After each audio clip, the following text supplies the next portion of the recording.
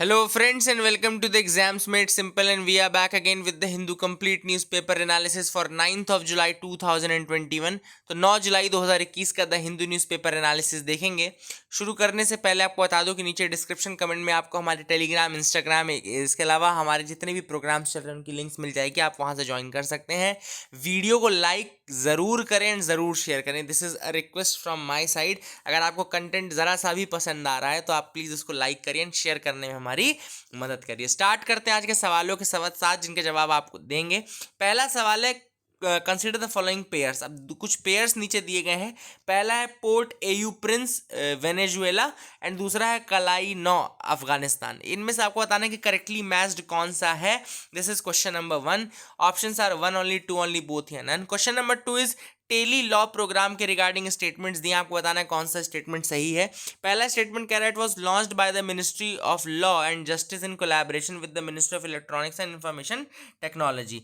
तो ये पहला स्टेटमेंट है। दूसरा स्टेटमेंट कह रहा है it aims to address case at the pre litigation stage and free for those who are eligible for free legal aid. तो दिस इज स्टेटमेंट 2। आपको बताना है कौन सा स्टेटमेंट सही है।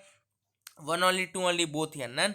Question number 3 is Navegaon Nagzira tiger reserve. Navegaon Nagzira tiger reserve इनमें से कहाँ लोकेटेड है। Option are A Madhya Pradesh, B Maharashtra, C West Bengal या D Bihar. So these are the 3 questions for you today. Please do try to answer these questions in the comment section below.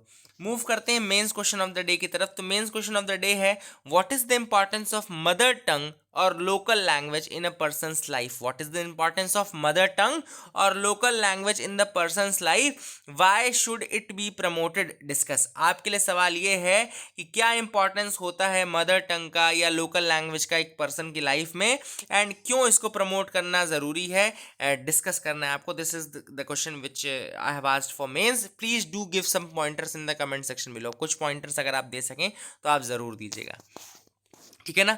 Move करते हैं आज के news analysis part की तरफ। तो आज के न्यूज एनालिसिस पार्ट में पहले हम प्रिलिम्स फैक्चुअल न्यूज एनालिसिस देख लेते हैं, जो कि हमने पीआईबी या दूसरे अलग अलग एनालिसिस से, लाइव मिंट, इंडियन एक्सप्रेस से लिया है। पहला जो है वो ये है कि माइग्रेंट लेबर केस जो चल रहा था, माइग्रेंट लेबर का इशू आप सबको पता होगा कि जब लॉकडाउन लगा था तो बहुत सारे माइग्रेंट लेबर्स आए थे और कई जगहों पर ऐसा देखने को मिला कि उनके जो राइट्स हैं वायलेट भी किए गए। इसमें अब सुप्रीम कोर्ट ने कुछ गाइडलाइंस प्रोवाइड किए हैं ना। Supreme Court has given some guidelines regarding that. तो यहाँ पे उन्होंने बहुत सारी चीजें बोली। सबसे पहली चीज तो ये है कि माइग्रेंट्स को किसी भी समय पे फूड की कमी नहीं होनी चाहिए। This is what the first thing Supreme Court has said, it has been insisted. पहली तो फूड की कमी नहीं होनी चाहिए। दूसरा है कि ट्रेवल के मीन्स नहीं कम होने चाहिए। मतलब पैदल जो चल के आ रहे थे, कई बार हमने ये भी देखा कि कई जो वो थे आपके, मतलब कि माइग्रेंट्स थे, वो पैदल चल के भी आ रहे थे। तो इस तरीके की चीजें नहीं होनी चाहिए। This is the thing which is there, है ना। एंड दूसरी चीज जो सुप्रीम कोर्ट ने कहा है, काफी चीजें बोली कि पहली चीज की कोर्ट ने ये भी कहा है कि आइडेंटिटी प्रूफ जो होता है उसको बेसिस बना करके आप कोई भी चीज माइग्रेंट्स को नहीं प्रोवाइड करो, ऐसा नहीं होना चाहिए। मतलब कि कई बार देखा गया जैसे ration card, one nation one ration card का जो कंसेप्ट है वो भी सुप्रीम कोर्ट ने इनडायरेक्टली पॉइंट आउट किया कि आपको होना चाहिए कि कोई भी स्टेट का व्यक्ति हो, उसको किसी भी स्टेट में उसको राशन कार्ड, राशन की अवेलेबिलिटी होनी चाहिए। दूसरी चीज, कई जगहों पर ऐसा भी है कि कई लोगों के पास बिल्कुल भी कोई आइडेंटिटी प्रूफ नहीं होगा, तो ऐसे में उनको इस चीज को बेसिस बना करके आप उनको कोई चीज प्रोवाइड ना करो, ये भी नहीं होना चाहिए, ठीक है ना। Now the courts also called upon the state government to arrange for the transportation. Courts ने ये भी कहा कि स्टेट गवर्नमेंट्स की रिस्पॉन्सिबिलिटी है कि वो ट्रांसपोर्टेशन अरेंज करें for the workers who need to return to their homes. मतलब जो लोग अपने घर रिटर्न करना चाहते हैं उनके लिए ट्रांसपोर्टेशन की जो व्यवस्था है वो कौन करेगा, स्टेट गवर्नमेंट करेगी। Apart from dry ration, the top court also directed the state government to run community kitchen for migrant workers. एक और गाइडलाइन में पार्ट ये भी है कि स्टेट गवर्नमेंट्स जो है वो कम्युनिटी किचन रन करें। This is also has been a guideline by the Supreme Court to the state government, ठीक है ना। इसके अलावा सुप्रीम कोर्ट ने यह भी कहा कि जो राइट टू फूड है, right to food is a fundamental right under article 21। Article 21 के अंतर्गत एक पार्ट के अंदर राइट टू फूड भी एक उसका पार्ट है। तो सुप्रीम कोर्ट ने कहा कि प्रॉपर इतनी स्कीम्स होनी चाहिए कि फूड सिक्योरिटी हम सबके मेंटेन कर पाए, चाहे वो माइग्रेंट लेबर्स हों, चाहे वो कोई भी कैजुअल लेबर्स हों, उन सबको फूड, राइट टू फूड जो है वो अवेलेबल होना चाहिए हर समय पर, ठीक है ना। तो this is the first news item, I hope you are clarity. दूसरी जो न्यूज़ है वो है एंटी मिथेनोजेनिक फीड सप्लीमेंट। अब एक एंटी मिथेनोजेनिक यानी कि जो मीथेन होता है एंटी मीथेन है, ये एंटी मीथेन मतलब इसमें मीथेन प्रोड्यूस नहीं होता है। अदरवाइज जो फूड सप्लीमेंट्स रहते हैं एनिमल्स के लिए उसमें काफ़ी ज़्यादा मीथेन प्रोड्यूस होता है, और मीथेन आप सबको पता है कि उसका कार्बन पोटेंशियल काफ़ी ज़्यादा है, मीथेन काफ़ी ज़्यादा ग्लोबल वार्मिंग करता है, ठीक है ना। तो इसीलिए अब हम anti methanogenic feed implement supplement की बात करेंगे। तो ये जो एंटी मिथेनोजेनिक फीड सप्लीमेंट है इसका नाम है हरित धारा। द नेम इज हरित धारा नाम है इसका, ठीक है ना। It has been developed by an Indian council of Agriculture Research, ICAR institute ने इसको डेवलप किया है। एंटी मिथेनोजेनिक फीड सप्लीमेंट हरित धारा के नाम से है, उसको डेवलप किया है किसने? Indian council of agricultural research ने इसको डेवलप किया है। हरित धारा क्या है? It is prepared using condensed and hydrolysable tannin rich plant based source abundantly available in the country. तो ये प्रोड्यूस कैसे होता है? Condensed and hydrolysable tannin rich plant based source है बेसिकली, उससे ये हरित धारा फीड सप्लीमेंट जो है वो प्रोड्यूस होता है ना। एंड ये जो है changes the composition of the volatile fatty acid and that are the end products of human fermentation. तो यहाँ पे क्या करता है ये उनका जो कंपोजिशन है, मतलब जो वोलेटाइल फैटी एसिड्स का कंपोजिशन है एंड प्रोडक्ट के रूप में, उसको चेंज कर देता है। जैसे मीथेन, उसमें काफ़ी ज़्यादा जो नॉर्मल अगर फीड सप्लीमेंट होता है उसमें मीथेन काफ़ी ज़्यादा प्रोड्यूस होती है, इसमें बिल्कुल नहीं हो। तो हरित धारा नाम याद रखना, अगर आपसे हरित धारा कोई पूछे क्या है हरित धारा, तो हरित धारा वो फीड सप्लीमेंट है जो एंटी मिथेनोजेनिक फीड सप्लीमेंट है, जिसमें कि मीथेन नहीं प्रोड्यूस होती है, ठीक है ना। और मीथेन का जो ग्लोबल वार्मिंग पोटेंशियल है वो काफ़ी ज़्यादा है, और काफ़ी ज़्यादा सालों तक वो एक्टिव ही रहता है, और वो काफ़ी ज़्यादा ग्लोबल वार्मिंग कॉज करता है, ठीक है ना। That is the thing. हरित धारा जो है वो काफ़ी रिड्यूस कर सकती है, जो मीथेन का जो रिलीज है उसको काफ़ी ज़्यादा हद तक रिड्यूस कर सकती है, 1/5 तक रिड्यूस कर सकती है। तीसरी जो न्यूज़ है वो है UAE का जो होप स्पेस क्राफ्ट है। तो अब आपको सबसे पहले तो होप स्पेस क्राफ्ट के बारे में पता होना चाहिए। होप स्पेस क्राफ्ट जो है वो कहाँ का है? UAE का है। दूसरी चीज़ कहाँ गया है? वो मार्स में गया है। तो होप स्पेस क्राफ्ट कहाँ का है? UAE का है। कहाँ गया है? मार्स में गया है, ठीक है ना। अब ये जो है बेसिकली इसने एक नई चीज़ डिस्कवर की है, कैप्चर की है, image of glowing atmospheric lights इसने डिस्कवर किए, जिसको हम ऑरोरा बोलते हैं discrete aurora, red planet night sky, जिसको कि डिस्क्रीट ऑरोरा नाम दिया गया है। तो अगर आपसे कोई पूछे कि डिस्क्रीट ऑरोरा अभी रिसेंटली किस प्लैनेट में या कहाँ पे डिस्कवर किया गया है, तो होप स्पेस क्राफ्ट ने डिस्क्रीट ऑरोरा जो है वो कहाँ पे डिस्कवर किए हैं? मार्स यानी कि रेड प्लैनेट पे डिस्कवर किए हैं। आप सबको पता है कि ऑरोराज अर्थ पे भी होते हैं, है ना, अर्थ पे भी होते हैं, ये आपको पता होना चाहिए। पोल्स के पास होते हैं बेसिकली ऑरोराज, ये आपको पता होना चाहिए। ऑरोरा जो अर्थ में कॉज होते हैं कैसे होते हैं? They are caused when charged particles ejected from sun surface called the solar winds enter the earth atmosphere. Aurora कब कॉज होते हैं? जब सन की सरफेस से इजेक्ट होने वाले चार्ज पार्टिकल, जिनको हम सोलर विंड बोलते हैं। तो याद रखिएगा, जब सोलर विंड अर्थ के एटमॉस्फेयर पर इंटर करते हैं तो ऑरोरा बनते हैं। कैसे? जो सन के सरफेस से इजेक्ट होने वाले चार्ज्ड पार्टिकल्स हैं उनको हम बोलते हैं सोलार विंड, और जब वो सोलार विंड इंटर करता है अर्थ के एटमॉस्फेयर में तो फिर हम उसको ऑरोरा बोलते हैं, ठीक है ना। This is the thing which you should remember. Now these particles are harmful and our planet is protected by the geomagnetic field which preserve life by shielding us from the solar wind. तो ये जो particles है ये harmful होते हैं ना, हमारा जो प्लैनेट है बेसिकली वो जियोमैग्नेटिक फील्ड से प्रोटेक्टेड रहता है, जो कि प्रिजर्व करते हैं, ठीक है ना फिर हमको, ठीक है। एंड मार्शियन ऑरोराज डिफरेंट कैसे होते हैं? तो अर्थ के ऑरोराज से अपोजिट, अर्थ के auroras are seen only near the north and south poles. मैंने जैसा कि आपको बताया कि पोल्स के पास ये डिस्कवर होते हैं। डिस्क्रीट जो ऑरोराज मार्स में हैं, they are seen all around the planet at night time. वो प्लैनेट में हर समय हर जगह दिखाई देते हैं। अर्थ में वो सिर्फ पोल्स के पास दिखाई देते हैं जनरली, लेकिन मार्स में वो हर जगह हर समय दिखाई देते हैं, हर ऑल अराउंड द प्लेसेस दिखाई देते हैं।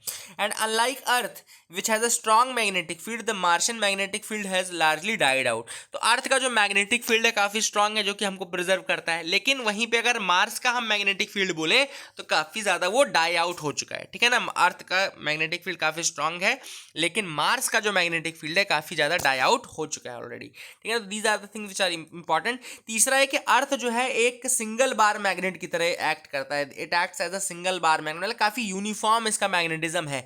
लेकिन मार्स का जो मैग्नेटिज्म है वो हाईली अनइवनली डिस्ट्रीब्यूटेड है, हाईली अनइवनली डिस्ट्रीब्यूटेड है, ठीक है ना। तो याद रखेगा हाईली अनइवनली डिस्ट्रीब्यूटेड है आप कहाँ का, मार्स का। लेकिन अर्थ का जो है काफ़ी ज़्यादा सिंगल बार मैग्नेट की तरह ये शोकेस करता है, ठीक है ना। तो I hope you got clarity. Hope orbiter, जैसा कि मैंने बताया कि अरब वर्ल्ड का पहला मिशन है जो कि मार्स में गया है। कहाँ से है गया है, UAE से गया है, ठीक है ना। अरब वर्ल्ड का पहला है मार्स में जाने वाला, and it has took off from UAE। Hope नाम का मिशन है ये, एंड ये मार्शियन वेदर डायनामिक्स को स्टडी करेगा, अपर एटमॉस्फेरिक कंडीशंस को स्टडी करेगा, कोरिलेट करेगा, ठीक है ना। तो that these are the things which will be done. अगली जो चीज़ है वो है geographical indicator certified Bhalia variety of wheat.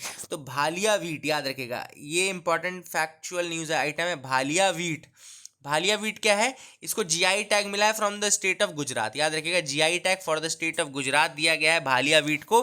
And Bhalia wheat जो है उसका शिपमेंट शुरू किया गया है from to Kenya and Sri Lanka, मतलब केन्या और श्रीलंका में इसका एक्सपोर्ट चालू हुआ है भालिया वैरायटी ऑफ व्हीट का।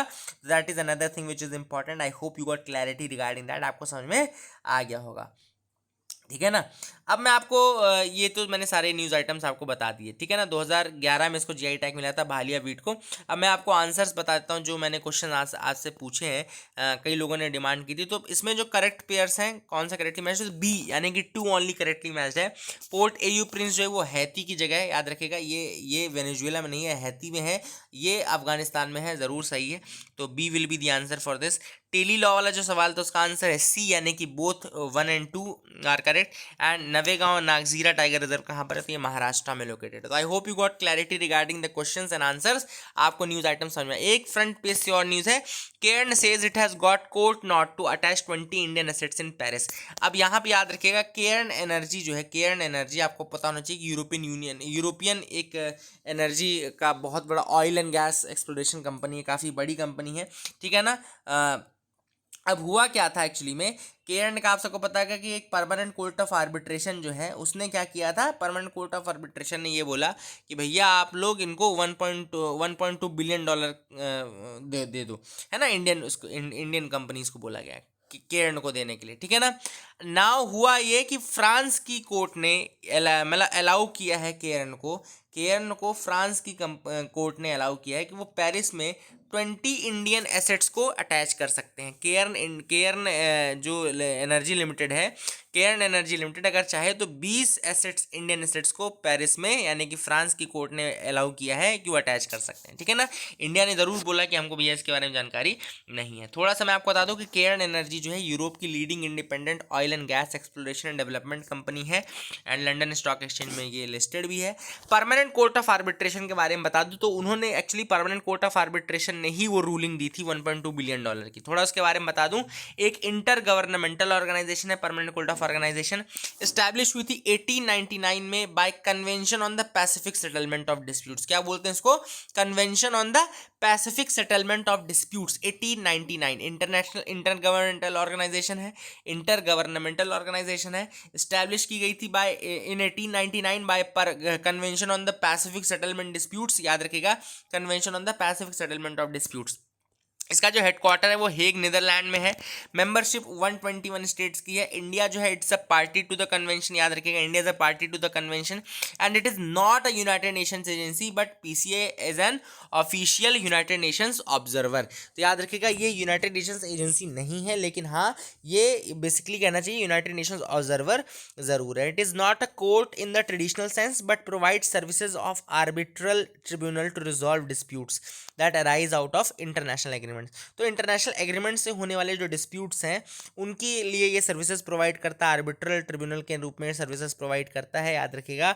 And it is not a court in the traditional sense, ऐसा नहीं कि कोर्ट नहीं है ट्रेडिशनल सेंस में, लेकिन आर्बिट्रल सर्विसेज से प्रोवाइड करता है अगर कोई डिस्प्यूट इंटरनेशनल एग्रीमेंट के रिगार्डिंग आ जाए तो, ठीक है ना। याद रखिएगा, these are the things which are important. All the decisions are called awards, अगर आपको पता होना चाहिए कि all the decisions of PCA called awards and are binding on all the parties in the disputes and have to be carried out without delay. तो ये जितने भी अवार्ड्स होते हैं या जितने भी डिसीजंस हैं पीसीए के, वो they are binding on the parties, याद रखिएगा, they are binding on the parties, ठीक है।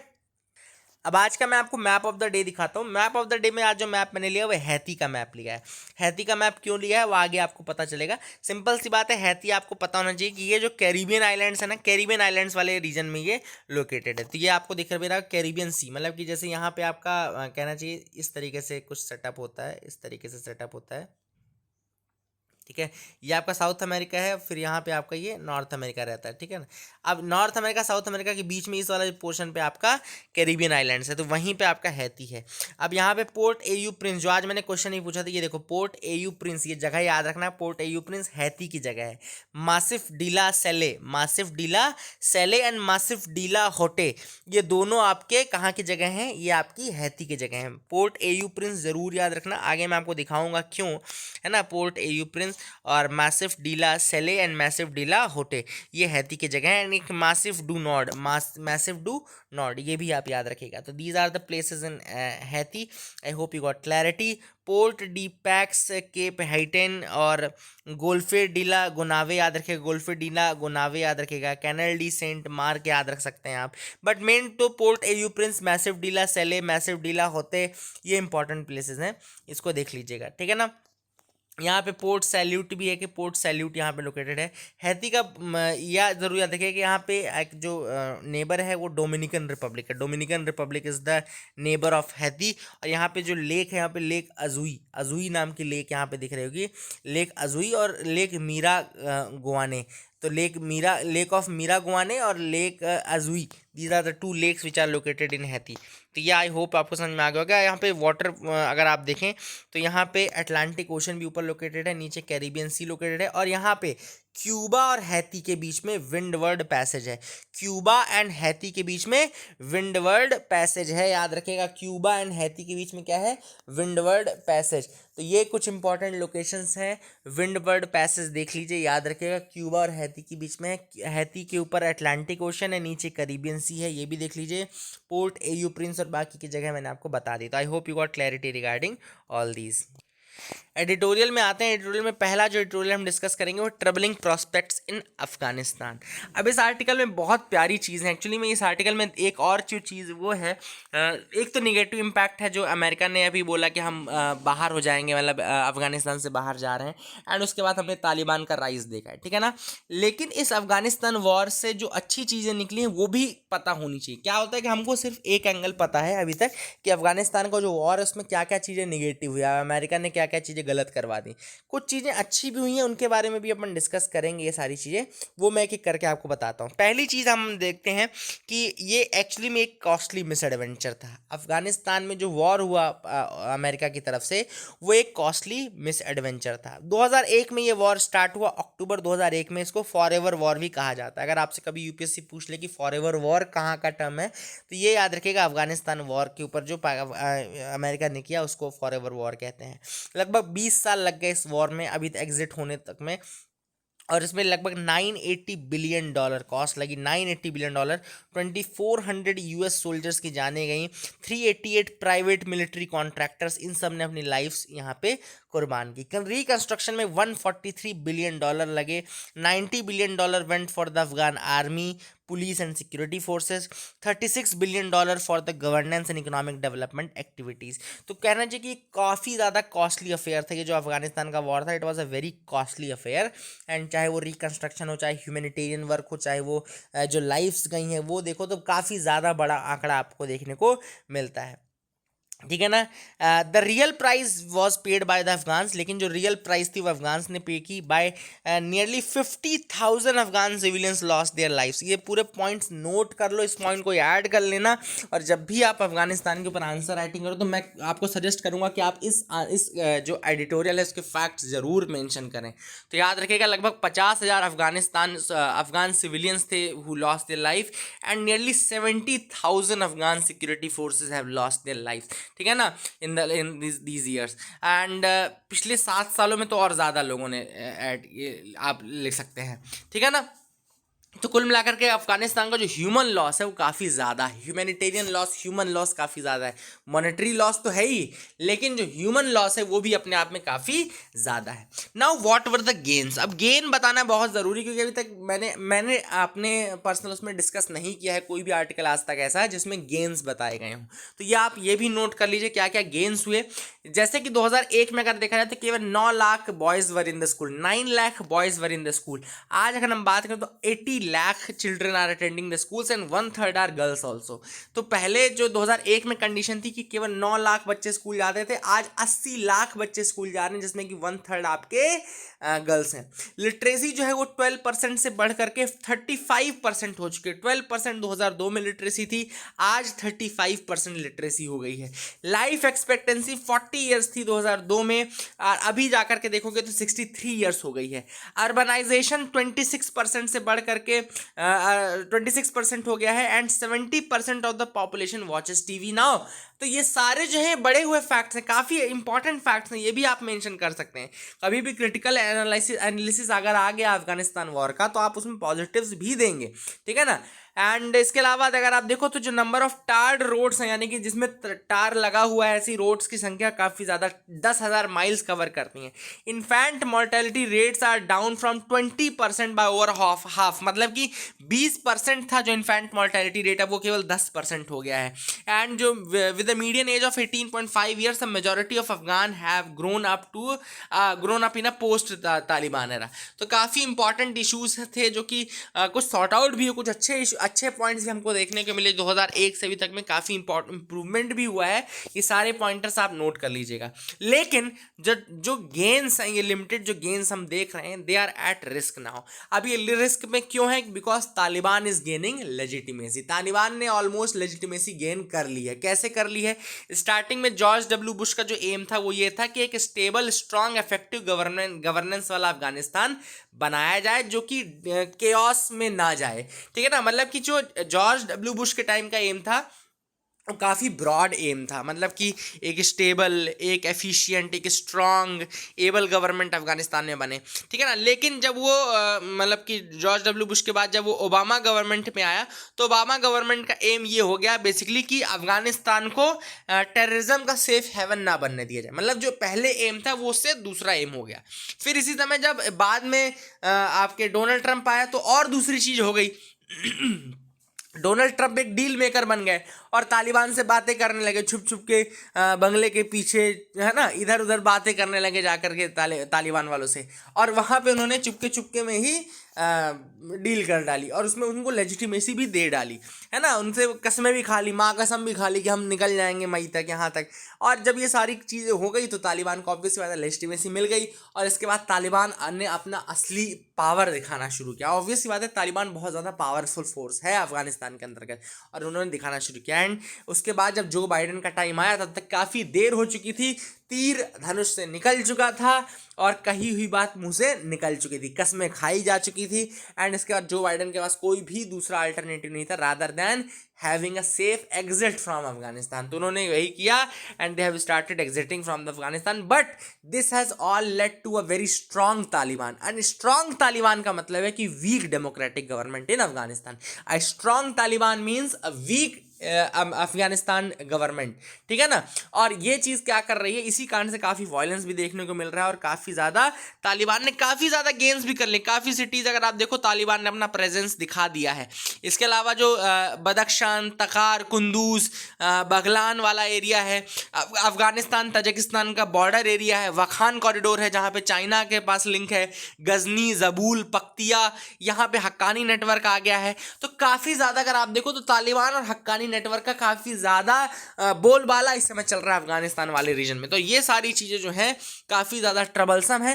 They are troublesome for India as well, क्योंकि हम भी चाहते थे कि तालिबान स्टेबल रहे, अफगानिस्तान स्टेबल रहे, और हम ये चाहते थे कि अफगानिस्तान की जो गवर्नमेंट है, जो डेमोक्रेटिकली इलेक्टेड गवर्नमेंट है, वो ज़्यादा पावर में रहे, ना कि जो तालिबान है। तालिबान अगर पावर में रहेगा तो उससे हमको एडवांटेज नहीं मिलेगा। लेकिन अगर वहाँ की डेमोक्रेटिकली इलेक्टेड गवर्नमेंट पावर में रहती तो हमको ज़्यादा एडवांटेज मिलता। तो वही चीज़ हम करना चाहते थे, बट वैसा नहीं हो पा रहा है। Now Taliban is gaining grounds in Afghanistan, and वो चीज़ काफ़ी ज़्यादा निगेटिव है क्योंकि इंडिया तालिबान से बातचीत नहीं करता, and we are losing a very good partner. So this is the thing which was there in this article. I hope you got clarity regarding the same. दूसरा आर्टिकल है, should only elected legislature be eligible for chief member ministership. अब ये article इस तरीके से हम discuss नहीं करेंगे। 2-3 फैक्ट्स हैं जो मैं आपको बता दूं। पहली चीज़ आपको पता होना चाहिए कि अगर आपको चीफ मिनिस्टर बनना है तो आपको मेंबर होना पड़ेगा कि उस मतलब कि अगर लेजिस्लेटिव असेंबली का, ठीक है ना। और इसके लिए कॉन्स्टिट्यूशन में प्रोविजन ये भी है कि अगर आप शुरुआत में चीफ मिनिस्टर बन भी सकते हैं, लेकिन 6 महीनों के अंदर आपको उस मेंबरशिप आपको लेनी पड़ेगी। 6 मंथ का टाइम पीरियड मिलता है, ठीक है ना। दूसरा जो ऑथर ने यहाँ पे पॉइंट बताया वो ये बताया है कि अगर आप 2 पोजीशंस होल्ड करते हैं तो आपको एक से रिजाइन करना पड़ेगा। आर्टिकल 101 जो है, अगर आर्टिकल 101 को आप देखें कॉन्स्टिट्यूशन का, तो वो कहता है कि if a person is a member of both houses of the parliament. Article 101 क्या कहता है? It says that if a person is a member of both houses of parliament he और she loses membership of one. If a person is an MP and gets elected as an MLA और vice versa, he और she has about 14 days to resign from the one, ठीक है ना। तो article 101 कहता है कि अगर एक पर्सन है जो दोनों हाउसेज में जीत गया है, हाउस मतलब लोकसभा में भी राज्यसभा में भी, देन शी और ही loses the membership of one. And अगर वो एमपी था और एमएलए बन गया तो 14 दिन का टाइम मिलता है उसके पास to resign from the one. तो ये बेसिक फैक्ट थे जो कि मैं आपको बताना था। एक्चुअली में इशू ये उत्तराखंड से हुआ है। उत्तराखंड में इलेक्शन कमीशन ने कह दिया कि हम इलेक्शन नहीं करवा सकते, और वहाँ की गवर्नमेंट जो है कोलैप्स कर गई। कोविड को ध्यान में देते हुए उन्होंने इलेक्शन करने से मना कर दिया। ऑथर ने यहाँ पे ये भी गलत बोला कि इलेक्शन कमीशन का जो काम है वो ये है कि केओस में किसी भी डेमोक्रेटिकली स्टेट गवर्नमेंट को ना जाने दे। और ऐसे में उन्होंने ये भी कहा कि 70 कंट्रीज ऐसी थी जिन्होंने कोविड में मतलब इलेक्शन करवाए थे, और states in fact Bihar, West Bengal को अगर आप देख लो तो पूरे जो इलेक्शन हुए हैं वो इसी में हुए हैं, कोविड का टाइम पे हुए वेस्ट बंगाल के इलेक्शन। तो ऑथर ने ऐसा कहा कि इलेक्शन कमीशन को ये नहीं कहना चाहिए था। आर्टिकल सेक्शन 151 जो है रिप्रेजेंटेशन ऑफ पीपल्स एक्ट का, वो कहता है it is provided that if only 1 year is left of the house a by election will not be held. ये याद रखनेगा कि section 151 representation of peoples act कहता है कि अगर केवल 1 साल बचा हो तो बाई इलेक्शन नहीं किया जाता, लेकिन it is the discretionary power of election commission of India to make an exception. ये लेकिन ऑथर का कहना है कि इलेक्शन कमीशन ऑफ इंडिया के हाथ में है कि वो एक्सेप्शन अगर बनाना चाहे तो वो बना सकता है। इसके अलावा ऑथर ने कुछ इलेक्शन कमीशन के रिफॉर्म्स की बात भी की है। उन्होंने ये कहा है कि जैसे कि अगर आप सीबीआई का इलेक्शन प्रोसेस देखो तो सीबीआई का इलेक्शन प्रोसेस होता है जिसमें कि चीफ जस्टिस ऑफ इंडिया होता है, प्राइम मिनिस्टर होता है, लीडर ऑफ अपोजिशन रहता है। तो ऑथर ने कहा कि इलेक्शन कमीशन ऑफ इंडिया के इलेक्शन में अभी तक अपोजिशन का कोई हाथ नहीं रहा है, और अपोजिशन को इंक्लूड करना बहुत ज़्यादा ज़रूरी है इलेक्शन कमीशन के इलेक्शन में भी, ठीक है ना। तो ऑथर ने यह कहा है कि अगर आप इसको और ज़्यादा थोड़ा इंक्लूसिव बनाओगे, इसके सिलेक्शन प्रोसेस को और ज़्यादा इंक्लूसिव बनाओगे, तो और ज़्यादा बेटर रिजल्ट्स आपको देखने को मिल सकते हैं। तो that is the thing which is what has been said by the author. CBI का लेकिन जरूर याद रखना कि it is neither an statutory body nor a constitutional body, याद रखिएगा, ठीक है ना। आगे मूव करते हैं। OIC should be watchful of vested interest. Ministry of external affairs ने कहा है कि ओआईसी यानी कि ऑर्गेनाइजेशन ऑफ इस्लामिक कोऑपरेशन जो है वो कई बार पाकिस्तान के बहुत ज़्यादा फेवर में चला जाता है, कश्मीर के अगेंस्ट बोल देता है। तो यहाँ पे उन्होंने कहा कि आप वेस्टेड इंटरेस्ट को देख करके रहिए। ओआईसी की अगर हम बात करें तो इसको ऑर्गेनाइजेशन ऑफ इस्लामिक कॉन्फ्रेंस कहा जाता है। It is the world second largest intergovernmental organisation after the UN. World की second largest intergovernmental organisation है आफ्टर यूएन। इसकी मेंबरशिप 57 स्टेट्स के पास है, एंड इसका जो ऑब्जेक्टिव है that is to safeguard and protect the interest of Muslim world in the spirit of promoting international peace. International peace को promote करते हुए मुस्लिम वर्ल्ड के मतलब कि उसकी प्रोटेक्शन करना, ठीक है ना। And it has reserved the membership for Muslim majority countries. Russia, Thailand and couple of small countries have observer status. तो रशिया, थाईलैंड का ऑब्जर्वर स्टेटस है, ठीक है ना। एंड 2018 का जो समिट हुआ था उसमें India where more than 10% of the Muslims live should be given observer status, ऐसा बांग्लादेश ने सजेस्ट किया था, ठीक है ना, ये याद रखेगा। एंड यहाँ पे सुषमा स्वराज जी ने शायद बोला भी था, प्लीनरी सेशन को होल्ड भी किया था। These things have happened already. आगे मूव करते हैं, देखते हैं और क्या इंपॉर्टेंट न्यूज आइटम्स है जिनके बारे में हमको डिस्कस करना है. So you can move with me. Cabinet okays 23,123 crore aid package. अब कैबिनेट ने 23,123 करोड़ का एड पैकेज रिलीज किया, जिसमें कि 15,000 करोड़ तो सेंटर प्रोवाइड करेगा, बाकी का जो 8,123 करोड़ है वो स्टेट गवर्नमेंट्स प्रोवाइड करेंगे. और ये जो पैसा मिल रहा है ये emergency response, health care system और additional ICU intensive care unit beds और पीडियाट्रिक यूनिट्स सारे डिस्ट्रिक्ट में सेटअप करने के लिए, इन सब मतलब कुल मिलाकर हेल्थ केयर को बढ़ावा देने के लिए आईसीयू फैसिलिटीज़ और बेड्स, पीडियाट्रिक यूनिट्स, इन सबको डेवलप करने के लिए ये पैसा 30,000 करोड़ रुपए दिए गए हैं. ठीक है ना. Prime minister stresses local language education, इसी के ऊपर मैंने आज का क्वेश्चन पूछा है. Please do write the answer. President's killing pushes Haiti into further turmoil. अब आज का जो मैंने मैप दिखाया हैती का, वो इस कारण से दिखाया कि वहाँ पे जो प्रेसिडेंट थे जोवेनल मोइज, तो जोवेनल मोइज जो हैती के 53 ईयर ओल्ड प्रेसिडेंट थे, he was assassinated at his private residence in port au Prince. तो पोर्ट एयू प्रिंस में इनका प्राइवेट रेसिडेंस था, इनके प्रेसिडेंट का, जोवेनल मोइजे का, और वहाँ पे इनकी हत्या कर दी गई है. तो that is the reason why Haiti was in news. And Haiti जो है एक French and Creole speaking country है. हैती कैसी, एक French and Creole speaking country. It's a French and Creole speaking country, इसको याद रखिएगा, हैती. ठीक है ना. And Moise was a former banana plantation manager, जो कि खुद को बनाना मैन भी कहा जाता था उनको द्वारा. उन्होंने खुद को एक टाइटल दिया था बनाना मैन का. And he rose to fame in 2016 and now he was killed there. ठीक है ना. तो that is it. So that is it for the day friends. I hope you like the video and please do like and subscribe. Keep loving us, keep sharing us. Thank you and have a nice day.